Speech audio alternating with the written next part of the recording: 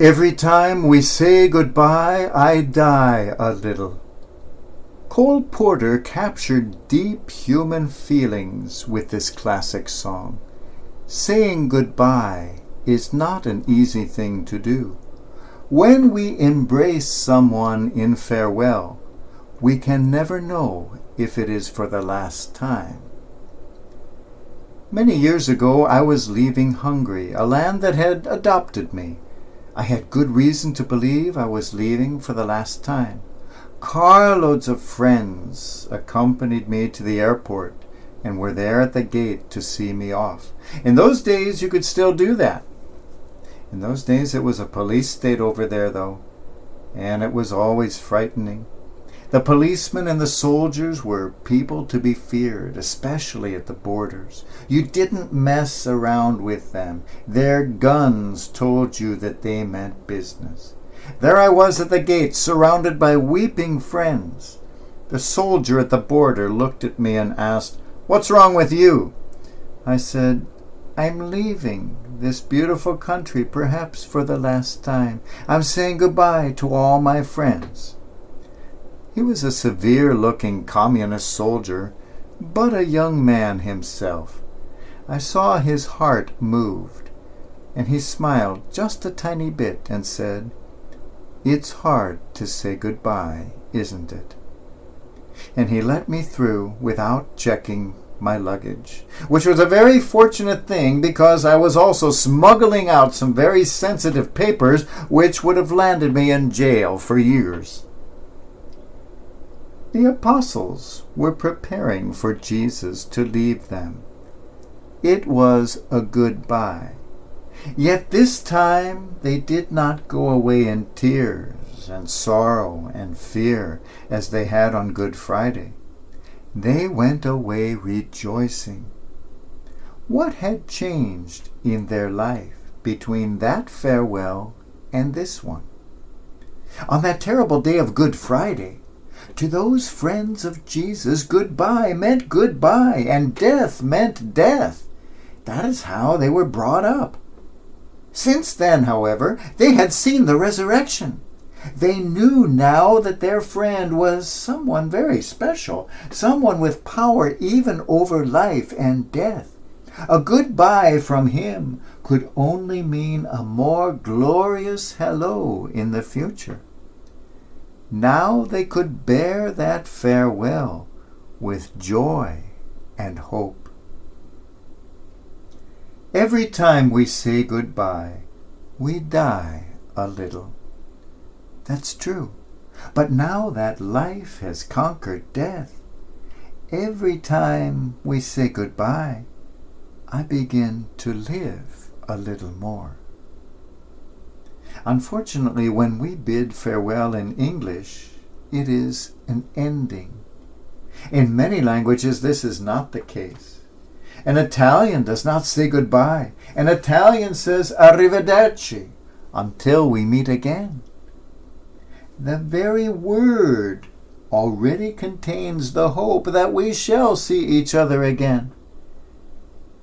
It is not closing a door. It's opening a window for a new beginning. A German says the same, auf Wiedersehen, until we meet again. A Hungarian, auf viszontlátásra. A Frenchman, au revoir. A Croatian, do videnia. What a beautiful thing! Our goodbyes are not final, not a closure. Our goodbyes are the anticipation of a new hello, a new encounter, a new life.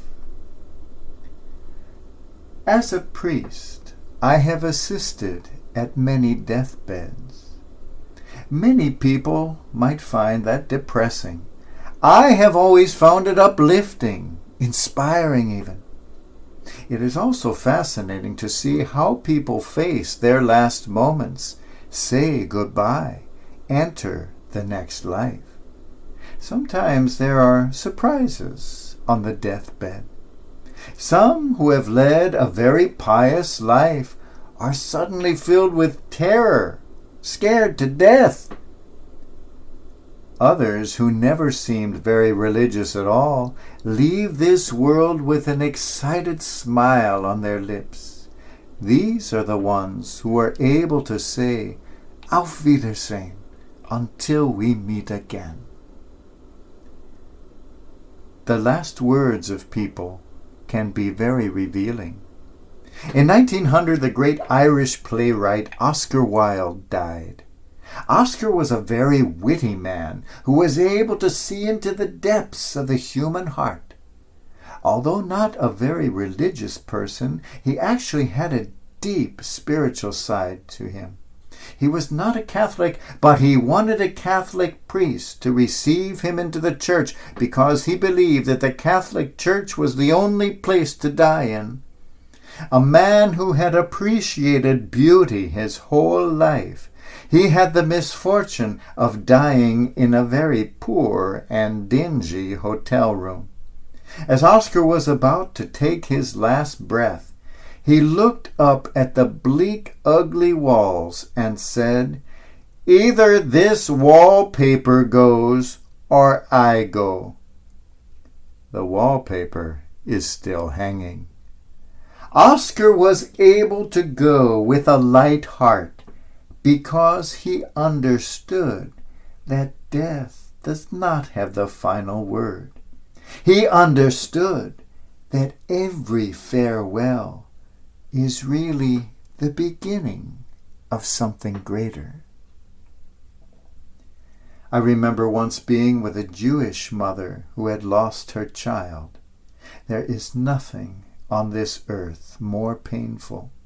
She was a brilliant woman, but did not believe in anything beyond this life. Another mother, a friend of hers from my parish, had also lost her child. She was grieving too. The first mother said to her friend, "How I envy you! You can believe that you will see your child again. For me, this is all there is." How precious is a faith that allows us to make even our last farewell with joy. Every time we say goodbye, I begin to live a little more.